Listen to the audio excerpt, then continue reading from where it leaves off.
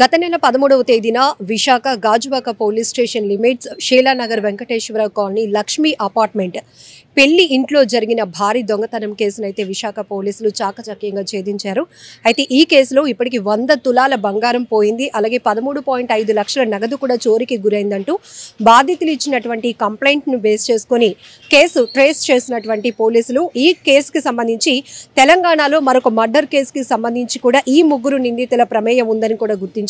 So ఈ కేసులో ముగ్గురు అఫెండర్స్ అసలు దొంగతనాల్లో ఆరితేరినటువంటి వ్యక్తులుగా కూడా పోలీసులు చెప్తూ ఉన్నారు. సో ఇప్పటికీ ఎన్ని తులాలు ఈ కేసుకు సంబంధించి ట్రేస్ అయింది, అలానే ఎంత నగదు కూడా స్వాధీనం చేసుకున్నారు, పూర్తి డీటెయిల్స్ కూడా తెలుసుకుందాం. మనతో పాటు DCP crimes Latha Madhuri madam మనతో పాటు ఉన్నారు. మ్యామ్, ఈ కేసు అనేది ఒక సెన్సేషన్, ఎందుకంటే అంత భారీ స్థాయిలో బంగారం కావచ్చు నగదు చోరీకి గురైనటువంటి పరిస్థితి, అందులోనూ కొన్ని రోజుల్లో వాళ్ళ ఇంట్లో పెళ్లి కూడా జరగబోతోంది, ఒక శుభకార్యం జరగబోతున్న ఇంట్లో ఒక్కసారిగా అంతా ఒక బాధాకరమైనటువంటి విషయం. ఈ కేసు ఎలా ట్రేస్ అవుతుంది? ఇది నైట్ హెచ్బి అండి, షీలానగర్ గాజువాక్ పిఎస్ లిమిట్స్లో జరిగింది. జూలై 12వ తారీఖున జరిగింది. ఇందులో ముగ్గురు అఫెండర్స్ మొత్తం ఇది 72 తులాల గోల్డ్, 9,04,000 క్యాష్ కూడా రికవర్ చేశాము. ముగ్గురు చేశారు. వీళ్ళు మామూలు అఫెండర్స్ కాదండి. యాక్చువల్గా మన దగ్గర ఈ గ్రేవ్ హెచ్బి చేసి హౌస్ బ్రేకింగ్ చేసి ఇందులో ముగ్గురులో ఇద్దరు వితిన్ 2 days హైదరాబాద్లో ఒక మర్డర్ కేసులో కూడా ఇన్వాల్వ్ అయ్యి ఉన్నారు. వీళ్ళకి ఒక్కొక్కరి మీద 7-8 కేసులు ఉన్నాయి. సో హ్యాబిచువల్ అఫెండర్స్ అన్నమాట. సో ఇందులో A1 ఎవరైతే ఉన్నారో అతను నర్సీపట్నంకి చెందినవాడు, మిగిలిన ఇద్దరు కూడా నెల్లూరు వాళ్ళు. మనకి వీళ్ళ కోసం సైంటిఫిక్ ఎవిడెన్స్ తోటి వీళ్ళు ఎవరు అనేది ఎక్కడ ఉన్నారనేది మేము ట్రాక్ చేస్తున్నాం, కానీ టైం పడుతోంది. ఈ లోపల వీళ్ళ గురించి మనకి ఇన్ఫర్మేషన్ హైదరాబాద్ తెలంగాణ స్టేట్ నుంచి వచ్చింది. ఆ ఇద్దరు మర్డర్ కేసులోని మర్డర్ కమిట్ చేసి అక్కడ దొరికారు. వాళ్ళ కన్ఫెషన్లోని వాళ్ళు ఇది ఇక్కడ చేసింది వాళ్ళు చెప్పారు, అడ్మిట్ అయ్యారు. బట్ మెయిన్ A1 మనకి దొరకలేదు, అక్కడ A2 A3 దొరికారు. సో అతని కోసం మేము చాలా బాగా కష్టపడి బాగా ఎఫర్ట్స్ చేసి ట్రాక్ చేసాము. అతన్ని వైజాగ్లోనే పట్టుకోవడం జరిగింది. అతను ఎక్కడెక్కడ 2-3 daysలో అతను నెల్లూరు వెళ్ళాడు, చాలా ప్లేసెస్ తిరిగాడు. మేము కంటిన్యూస్ ట్రాక్ చేస్తున్నాం. సో ఫైనల్గా మాకు బై గాడ్స్ గ్రేస్ అతను వైజాగే వచ్చి మాకు దొరికిపోయాడు. అతని మూమెంట్స్ వైజాగ్లో ఎక్కడ గుర్తించారు? ఏం చేస్తున్నాడు ఇక్కడికి వచ్చిన తర్వాత? వైజాగ్లో అతనికి యాక్చువల్గా నర్సీపట్నం అతను కదా, అతని ఫ్యామిలీని కలవడము. అతను ఏమనుకున్నాడంటే తను రడార్లో లేను అని అనుకున్నాడు. బట్ పోలీస్ అతన్ని ట్రాక్ చేస్తున్నాం. అతనికి ఆ విషయం తెలియక మరలా వైజాగ్ వచ్చాడు. అదర్వైజ్ మేము ఎక్కడికి వెళ్ళినా సరే పట్టుకోవడానికి మేము రెడీ అయ్యాము. బట్ చూస్తే మన దగ్గరికి వస్తున్నాడని మేము వెయిట్ చేసాము. సో ఆ రకంగా పట్టుకోవడం జరిగింది. అతని మీద దాదాపు 8 కేసులు ఉన్నాయి. ఒక నెల ముందు మన దగ్గర అఫెన్స్ చేయడానికి ఒక నెల ముందే అతను కాకినాడలో ఒక గ్రేవ్ కేసులోని అరెస్ట్ అయ్యి జైలు నుంచి రిలీజ్ అయ్యి వచ్చాడు. వచ్చిన 1 monthకి మళ్ళీ ఇది కమిట్ చేశాడు. బట్ పట్టుకున్నారు. సౌత్ క్రైమ్ వాళ్ళు బాగా ఎఫర్ట్స్ చేసి పట్టుకున్నారు. ఇలా హౌస్ బ్రేక్స్ చేస్తున్నారు, జైలుకి వెళ్తున్నారు, తిరిగి వస్తున్నారు, ఫ్యామిలీస్ని కలవటానికి కూడా వెళ్తున్నారు, మళ్ళీ వాళ్ళ బాధ్యతలు ఎక్కడ మర్చిపోవట్లేదు. వీళ్ళ మోటో ఏంటి మ్యామ్? అసలు ఇన్ని దొంగతనాలు చేస్తూ సంపాదిస్తున్నటువంటి డబ్బుని ఏం చేస్తున్నట్టు వీళ్ళు ఖర్చు పెట్టేస్తున్నారండి. ఆ ఖర్చు పెట్టేసి మరలా ఇంకా ఇదే వృత్తిగా పెట్టుకున్నారు వీళ్ళు. యాక్చువల్గా ఈ A1 ఎవరైతే ఉన్నాడో ప్రీవియస్గా బ్యాంకులో పనిచేసి అందులో ఫ్రాడ్ చేసి అలాగా నేరస్తుడు అయ్యాడు. ఆ నేరం తర్వాత జైలుకి వెళ్ళడం, ఇంకా ఫర్దర్ అదే నేర వృత్తిలోని కంటిన్యూ అయిపోతున్నాడు. అలాగే A2 A3 కూడా జైల్లో పరిచయాలు మరలా కలిసి ఇలాగా అఫెన్స్ చేశారు. ఈ కేసుని ట్రేస్ అవుట్ చేయడంలో టెక్నికల్ ఎవిడెన్స్ ఎట్లా కీలకంగా మారింది? ఎందుకంటే ఈ అపార్ట్మెంట్ లో 100 తులాలు ఒక ఇంట్లో పెట్టుకొని కూడా వాళ్ళు ఆ అపార్ట్మెంట్ లో ఒక సీసీ కెమెరా కూడా లేని పరిస్థితి. ఇదే కొంచెము ఇంప్రూవ్ చేయాలి. పబ్లిక్కి మేము ఇచ్చేది కూడా సలహా ఇదే. సీసీ కెమెరాస్ పెట్టుకోవడం వల్ల చాలా వరకు పోలీస్కి హెల్ప్ అవుతుంది. వాళ్ళు కూడా నష్టపోకుండా ఇమీడియట్గా ట్రేస్ అవుతాయి ఒకవేళ అఫెన్సెస్ జరిగిన. అలాగే వాళ్ళ అమ్మాయి మ్యారేజ్ కాబట్టి వాళ్ళు తెచ్చి పెట్టుకున్నారు. అయినా సరే మేము అడ్వైస్ చేసేది అంటే మోస్ట్లీ ఎంత టు ఎక్స్టెంట్ పాసిబుల్ బ్యాంక్ లాకర్స్లోనే పెట్టుకోవాలి, అవసరమైనప్పుడు తెచ్చుకోవాలి. అలాగే తెచ్చిన తర్వాత కనీసం ఆ భద్రతలో ఇంట్లో అంత ఉంది కాబట్టి ఇంట్లో ఎవరు లేకుండా వెళ్ళారు, అమాయకంగా వెళ్ళారు. పోనీ ఇంటికి ఒక స్మార్ట్ లాక్ వేసున్నా, అదొక అలారం మోగిన్నా సమ్ అలర్ట్ వచ్చేది. వీళ్ళ కింద ఫ్లోర్లోనే ఉన్నారు పడుకుని, బట్ వాళ్ళకి తెలియలేదు. ఆ రీజన్తో వాళ్ళు వెళ్ళారు, బట్ పైనే 5 ఫ్లోర్లో ఇంత హౌస్ బ్రేకింగ్ జరిగినా వాళ్ళకి తెలియలేదు. సో ఈ సీసీ కెమెరాలు పెట్టుకోవడం ఒకటి, కొంచెం స్మార్ట్ లాక్స్ ఇవన్నీ కూడా మేము కొంచెం అవేర్నెస్ క్రియేట్ చేస్తాం. అలాంటివి పెట్టుకుంటే మెయిన్ డోర్స్కి వాటికి ఎవరైనా టచ్ అన్ఆథరైజ్డ్ ఎంట్రీ ట్రై చేస్తే అది మోగడం కానీ ఇలాంటి కొన్ని చర్యలు తీసుకుంటే ఇలాంటి అఫెన్సెస్ మనం ప్రివెంట్. కొన్ని థింగ్స్ కూడా మీరు ఇప్పుడు ప్రెస్ మీట్ లో సబ్మిట్ చేసినట్టు ఇంప్లిమెంట్స్ కూడా ఉన్నాయి కదా, అది పెద్ద గుణపాము ఇలాంటివి కూడా ఆ విసినిటీలోనే రెక్కీకి వచ్చినప్పుడు విసినిటీలో అది వదిలేసి రెక్కీ చేసుకొని మరలా వెళ్ళి తెచ్చుకున్నారు. అఫెన్స్ చేశారు, అంత కూల్ గా తాపీగా చేసుకున్నారు అనమాట. మ్యామ్ ఫైనలీ ఒక సీసీ కెమెరా 10 మంది పోలీసులతో సమానంగా పనిచేస్తూ ఉంటుంది. ఇలాంటి నేరస్తుల్ని పట్టడంలో కూడా చాలా కీలకంగా వ్యవహరిస్తుంది.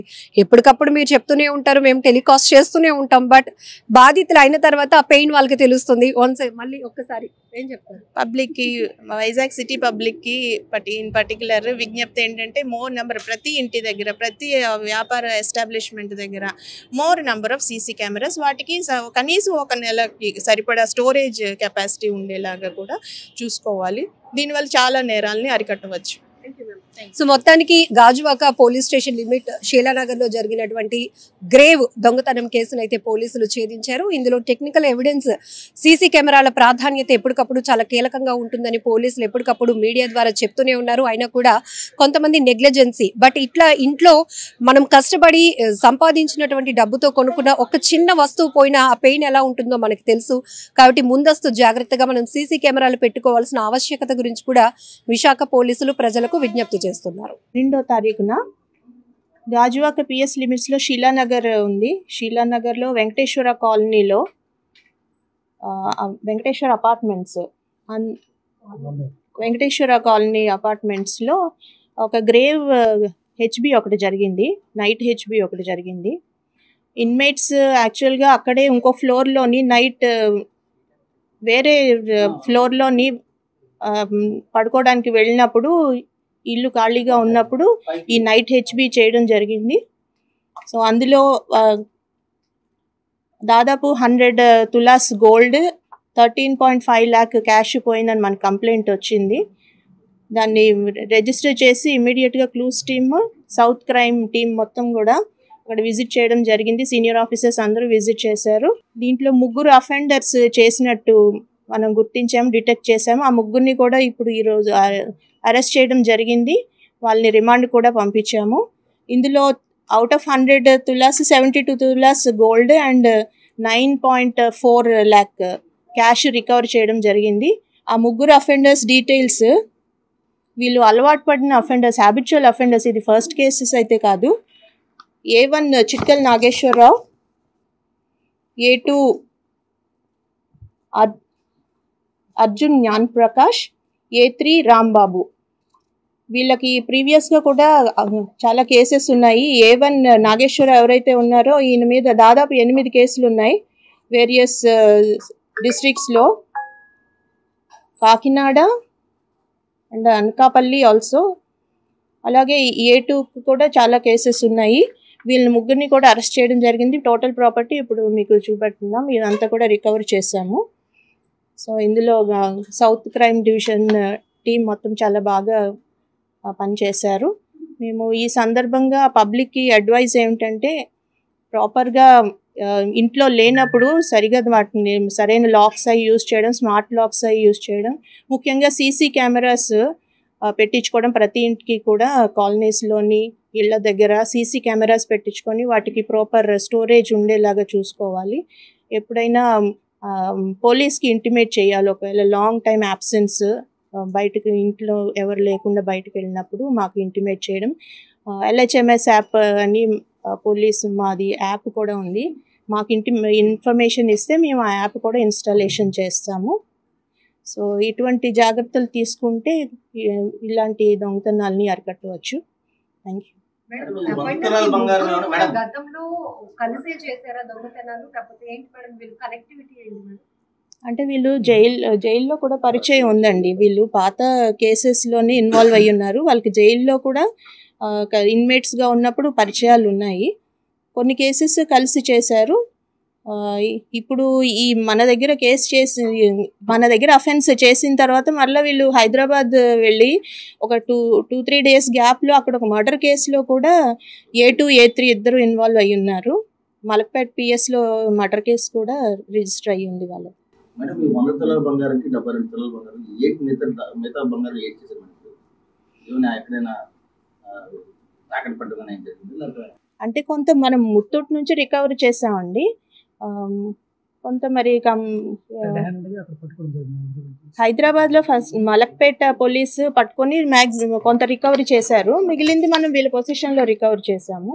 మరి అంతవరకు రికవరీ అయింది.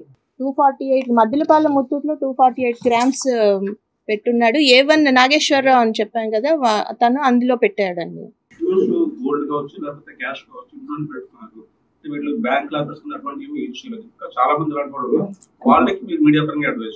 అంటే ఈ పర్టికులర్ ఇన్స్టెన్స్లో వాళ్ళ అమ్మాయి మ్యారేజ్ కని కొంత తెచ్చి ఎక్కువ హ్యూజ్ ఇంట్లో పెట్టుకున్నారు. బట్ అదర్వైజ్ మేము అడ్వైజ్ చేసేది ఎక్కువ వాల్యుబుల్స్ ఉంటే మాత్రం బ్యాంక్ లాకర్లోనే పెట్టుకోవాలి. ఇంట్లో పెట్టుకోవడం వల్ల ఇలాంటి అఫెన్స్ జరిగినప్పుడు మొత్తం నష్టపోతున్నారు. అంటే వాళ్ళకి polymer company mini industry something ఆటోనగర్లో ఉంది, స్మాల్ స్కేల్ ఇండస్ట్రీ. దాని ఓనర్స్ హస్బెండ్ LICలో ఏజెంట్, డెవలపర్ ఎవరు పనిచేస్తున్నారు.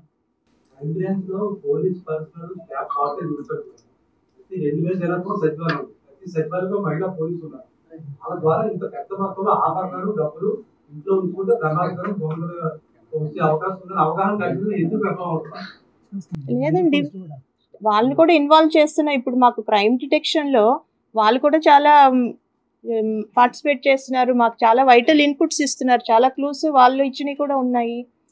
ఇంకా మేము ఇంకా ఎన్హాన్స్ చేయాలి, మీరు చెప్పినట్లు ఇంకా పెంచాల్సి వస్తుంది. మీరు ఎప్పుడు జైలు నుంచి విడుదలయ్యారు? అంటే వీళ్ళు గతంలో కేసులు ఉన్నాయి కాబట్టి జైలుకి వెళ్ళారు. ఎప్పుడు మీరు జైలు నుంచి విడుదలయ్యారు? ఎప్పుడు ఈ దొంగతనం చేశారు? జూన్లోని కాకినాడలో కూడా ఒక అఫెన్స్ చేశాడు. గ్రేవ్ కేసులోనే ఇన్వాల్వ్ అయ్యి ఉన్నాడు. అందులోంచి 1 month బిఫోరే రిలీజ్ అయ్యాడు A1 పర్టికులర్ నాగేశ్వరరావు అన్నతను.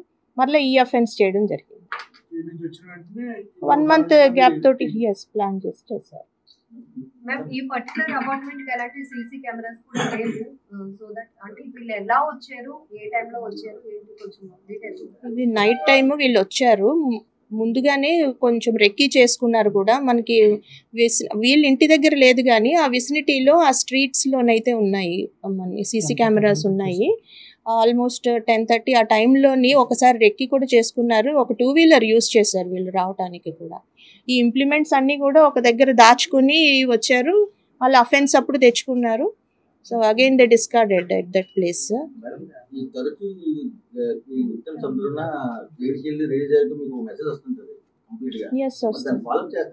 డెఫినెట్గా అండి, మాకు సెంట్రల్ క్రైమ్ స్టేషన్ ఉంది కదా, CCS స్టేషన్ వాళ్ళు ఇదే పని. ఎవరెవరు రిలీజ్ అవుతున్నారో మాకు ఇంటిమేట్ చేసేది కూడా ఉన్నది, టీం ఉంది. ఎస్, వాళ్ళు ఖచ్చితంగా వాళ్ళు ఎప్పుడు రెగ్యులర్గా అంటే తిను రిలీజ్ అయిన జైలుది అది కాకినాడ సబ్ జైలు నుంచి రిలీజ్ అయ్యాడు. మనకి యాక్చువల్గా అయితే మా CCS స్టేషన్ తీసుకొస్తాము. అఫెండర్స్ రిలీజ్ అయిన వెంటనే తీసుకొస్తాము, ఎగ్జామిన్ చేసి పంపిస్తుంటాం. ఇది సంభవం ఇతను మిస్ అయ్యాడు. And for more videos, please subscribe to iDream. Please subscribe to iDream. Please subscribe iDream. And please subscribe to iDream. For more videos, subscribe to iDream. please like, share and subscribe to the channel. Congratulations, iDream. Subscribe to iDream. Subscribe to iDream. So subscribe to iDream Media. iDream ki iDream team andarki huge congratulations. Please subscribe iDream Media. Please subscribe to iDream. Subscribe iDream. Please subscribe to iDream. iDream అంటే నా కళల channel subscribe చేసుకున్న నోరు తిరుగుతలేదు, మీరైతే గంట గుర్తు కొట్టండి. For more such videos, please subscribe to iDream. Subscribe to iDream. Please subscribe to iDream. Please subscribe iDream Media. Please do subscribe to iDream. Please subscribe to iDream Media. For best entertainment and information, please subscribe iDream. And don't forget to subscribe to iDream.